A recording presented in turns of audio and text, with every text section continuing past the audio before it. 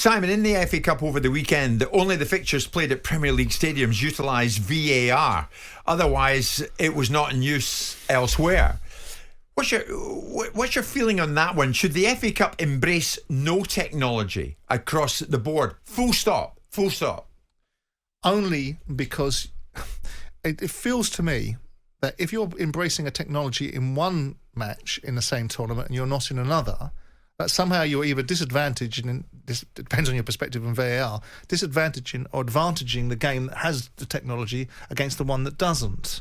So that means that you're not playing by the same rules. So it would appear to me that not because of the so it's an integrity thing with you. Well, yes, yeah. Not because the narrative that subsequently, it returns football back to the principles of what it once was before. You either have VAR in a competition ad infinitum, or you don't. You have 32 ties, of which X amount of them will have digital technology to support the referee and help decisions, good and bad, and the X amount won't. That's not a level playing field. No. That's not the same rules. No. That's ridiculous. So it can be used at some venues and not others. If we're not going to have it inside the lesser stadiums, because obviously they're not hardwired for VAR because they've no reason to, inside the Championship, League One and League Two clubs, and obviously non-league, then realistically speaking, and not for the reasons that those want to advance, that actually having VAR out of the game is better, full stop, but for the reasons that you have an even landscape, and if you've got digital technology in one set of games and not another, I think it's ridiculous.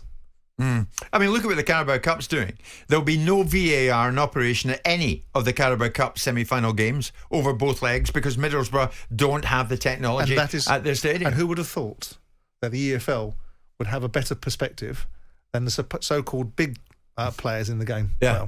Well, I loosely describe as big players in the game, the FA. I mean, does it inadvertently give the FA Cup, does it give that competition a unique feel in the modern game when it's not in operation? Depends where you are on the argument of VAR.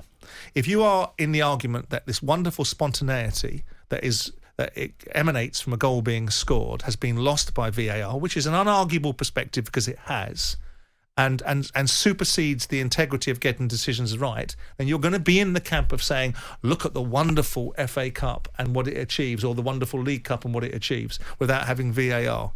The reality of it is, in the real world, where we stop navel-gazing and start looking at what the direction of travel is that VAR is here because football wanted it.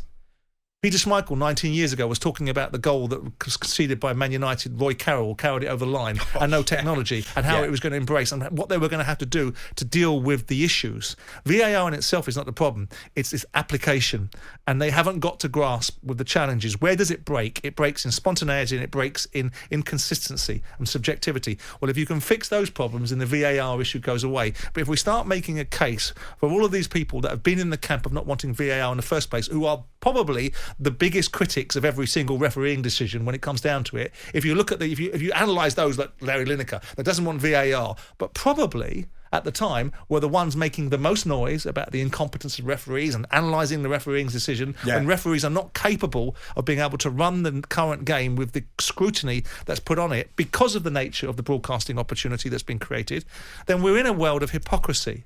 We are in a world of hypocrisy because VAR was brought in to stop the concerns that so many decisions were being made, that we had a sport that was jumpers for goalposts, and every other sport in the world could embrace it except the world's biggest sport. And why is that? Because the world's biggest sport has the world's biggest bunch of hypocrites inside it at times.